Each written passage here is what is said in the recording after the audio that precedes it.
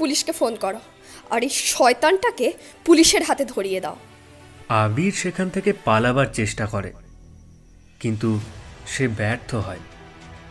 বাড়ির কাজের লোকেরা তাকে চারিদিক থেকে ঘিরে ফেলে।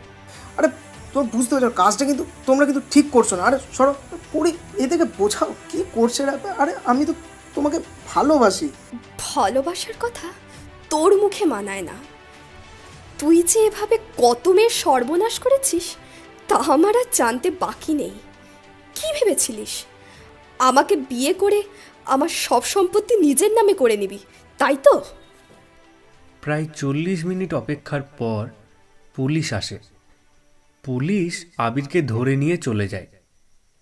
এদিকে পরি ছুটে এসে আদিকে জড়িয়ে ধরে বলে, কি ভেবেছিলে আমি ওই লম্পটটাকে বিয়ে করব? আমি তো বিয়ে করে ফেলেছি।